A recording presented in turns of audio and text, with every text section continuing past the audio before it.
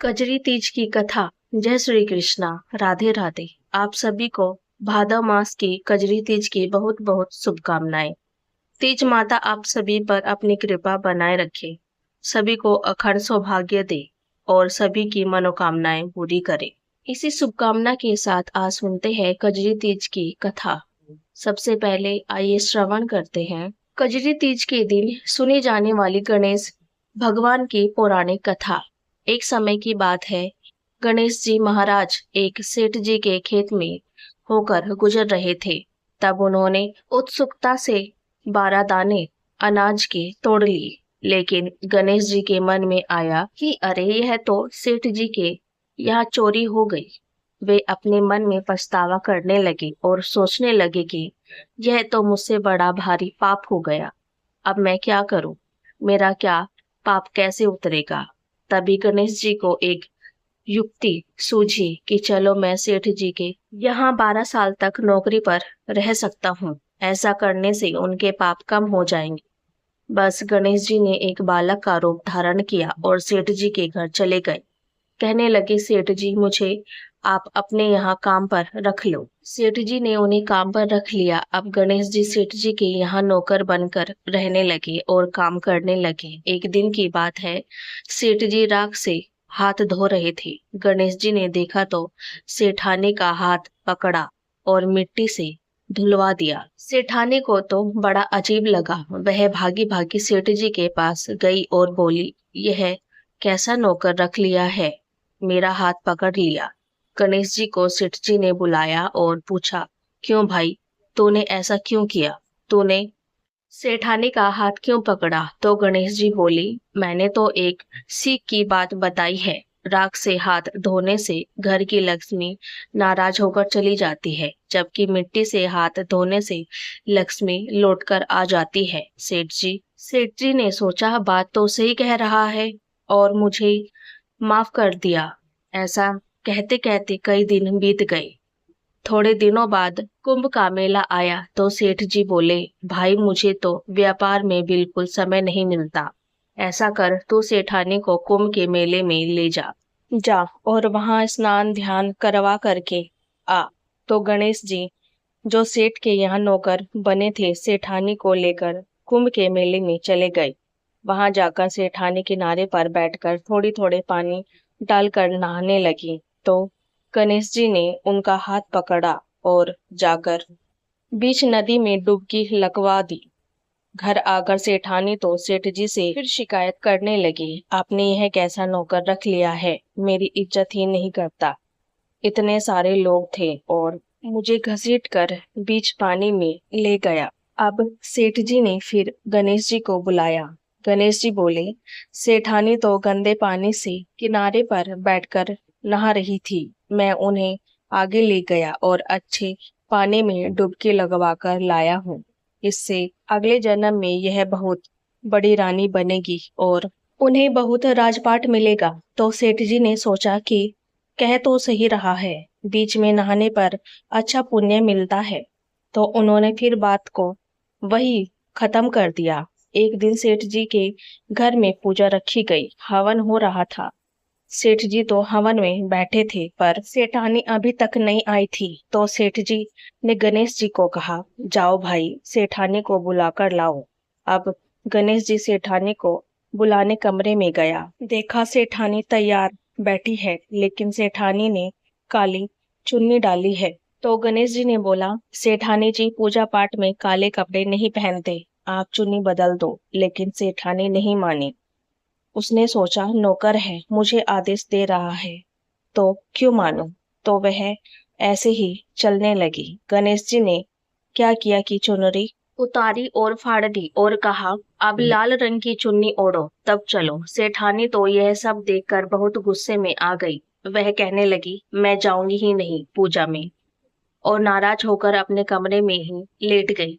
अब जब सेठानी नहीं गई तो सेठ जी ने पूछा, क्या बात है? तो सेठानी बोली, आपने यह पता नहीं कैसा पागल नौकर रख लिया है, आज तो इसने हद ही कर दी, मेरी चुन्नी फाड़ दी। अब इतना सुन करके सेठ जी को बड़ा गुस्सा आया। उन्होंने गणेश जी को बुलवाया और कहा, आज तो तुमने हद ही पार कर दी। बताओ, तुमने सेठानी की चुन्नी क्यों फाड़ दी? तो गणेश जी बोले, सेठ जी, पूजा पाठ में काले रंग के कपड़े नहीं पहने जाते। मैंने तो सिर्फ उन्हें लाल रंग के कपड़े पहनने को कहा था। काले कपड़े पहनने से कोई भी शुभ काम सफल नहीं होता। जब उन्होंने नहीं मानी तो मैंने सोचा कि चुन्नी फाड़ देता हूँ, फिर तो उन्हें दूसरी चुन्नी ओढ़नी ही पड़ेगी। तो सेठ जी ने सोचा कि वह तो सही बात है, तो उन्होंने फिर बात वही समाप्त कर दी और सेठानी को भी मना लिया। अब इस तरह करते करते कुछ दिन फिर बीत गए। एक दिन सेठ जी के घर में गणेश जी की पूजा थी। पंडित जी को बुलवाया गया। पंडित जी आए और उन्होंने पूजा की तैयारी शुरू की। लेकिन यह क्या, पंडित जी तो गणेश जी की मूर्ति ही लाना भूल गए। अब बताओ पूजा कैसे करें? जब गणेश जी की मूर्ति ही नहीं है तो पूजा कैसे होगी? अब बड़ी चिंता में पड़ गए। तो गणेश जी वहीं पर खड़े थे और कहने लगे, मुझे ही मूर्ति बनाकर यह विराजमान कर दो और मेरी ही पूजा कर लो। आपकी पूजा सफल हो जाएगी, सारे काम आपके सफल हो जाएंगे। अब इतना सुन करके सेठ जी को बहुत गुस्सा आ गया। वे बोले, अब तक तो तुम सेठानी के साथ ही मजाक करते थे, लेकिन अब तुम मुझसे भी मजाक करने लग गए। तो गणेश जी बोले, नहीं सेठ जी, मैं मजाक नहीं कर रहा हूँ, सच कह रहा हूँ। और बस इतना कह करके गणेश जी ने अपना असली रूप धारण कर लिया। सेठ सेठानी और पंडित जी के देखते देखते वे चौकी पर जाकर विराजमान हो गए। अब सेठ और सेठानी बहुत हैरान हुए। उन्होंने तो गणेश जी की पूजा शुरू कर दी। पूजा समाप्त हुई तो गणेश जी वहां से अंतर ध्यान हो गए। अब तो सेठ सेठानी हाथ सर में मारे और बड़ा अफसोस करने लगे। अरे, यह हमसे कितना बड़ा पाप हो गया। इतने सालों से हम गणेश जी को नौकर बनाकर रख रहे थे। हमने उनसे कितना काम कराया, उन्हें कितना कुछ कहा। ऐसा सोच सोच कर तो सेठ जी और सेठानी बहुत दुखी हो रहे थे। जब गणेश जी ने सेठ सेठानी को दुखी होते देखा तो गणेश जी को बहुत दुख हुआ। तो मेरी वजह से यह दोनों दुखी हो रहे हैं। फिर क्या था, रात को सपने में गणेश जी ने सेठ जी से कहा, सेठ जी, आप दुख मत करो, मैंने आपके खेत में 12 अनाज के दाने तोड़े थे। बस उसी का पाप उतारने के लिए मैंने आपके घर में 12 साल तक नौकरी की है। आपको परेशान होने की कोई जरूरत नहीं। मैं अपनी मर्जी से आपके यहाँ नौकर बनकर आया था और मेरे जाने से आपके घर में किसी भी चीज की कमी नहीं होगी। आपका घर हमेशा ही धन धान्य से भरा रहेगा। आपको सब तरह के सुख मिलेंगे। गणेश जी के आशीर्वाद से सेठ और सेठानी पुत्रवान और धनवान हो गए हैं। गणेश जी, जैसे आपने सेठ सेठानी पर कृपा की है वैसे ही सब पर करना। कहते सुनते हुंकारा भरते सब पर अपनी कृपा बनाए रखिए। बोलिए गणेश जी महाराज की जय हो। अब आइए सुनते हैं कजरी तीज की पवित्र कथा। बहुत समय पहले की बात है। एक साहूकार था। साहूकार की पत्नी बड़ी ही पवित्रता थी। उस साहूकार का एक वेश्या से संबंध था और इसी पाप के फल स्वरूप उसे कोढ़ भी हो गया। लेकिन उसने वेश्या के घर जाना नहीं छोड़ा। उसे चलने फिरने में भी परेशानी होने लगी। तो वह अपनी पत्नी से कहने लगा, मुझे वेश्या के घर छोड़कर आओ। वेश्या पैसों की भूखी थी, तो साहूकार रोज अपनी पत्नी का एक गहना उसे देकर आता। उसकी पत्नी बड़ी ही पवित्र थी, इसलिए पति जो कहता वह करती। एक बार की बात है, खजरी तीज का दिन था। उसने व्रत रखा था। साहूकार रोज की तरह अपनी पत्नी से कहने लगा, मुझे वेश्या के घर छोड़कर आओ। उस दिन साहूकार बीमारी के कारण बिल्कुल भी नहीं चल पा रहा था। तो साहूकार ने उसे अपने कंधे पर बैठाकर वेश्या के घर ले गई। जब साहूकार वेश्या के घर जाता तो अपनी पत्नी से कह देता कि तुम अब जाओ, मुझे लेने थोड़ी देर में आ जाना। लेकिन उस दिन उसने अपनी पत्नी से कुछ भी नहीं कहा और अंदर चला गया। तो उसकी पत्नी वहां पर खड़ी रही। उस दिन वेश्या खिड़की से देख रही थी। उसने साहूकार से पूछा, यह जो तुम्हें छोड़ने आई है, यह तुम्हारी नौकरानी है या फिर कोई और है? यह तुम्हें कंधे पर बैठाकर लाती है और छोड़कर चली जाती है। तो साहूकार कहने लगा, वह नौकरानी नहीं है, मेरी पत्नी है। इतना सुनते ही वेश्या को बहुत दुख हुआ।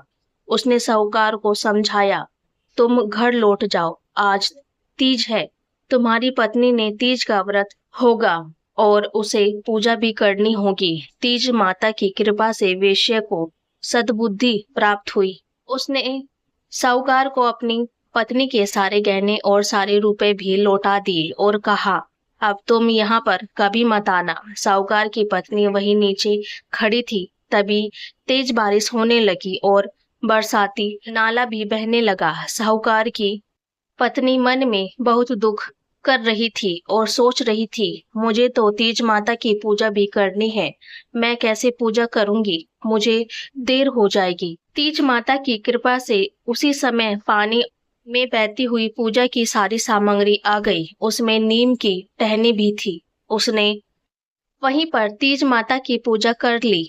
इतने में चंद्रोदय भी हो गया। उसने वहीं पर अंजलि से जल भरा और चंद्रमा को अर्घ भी दे दिया।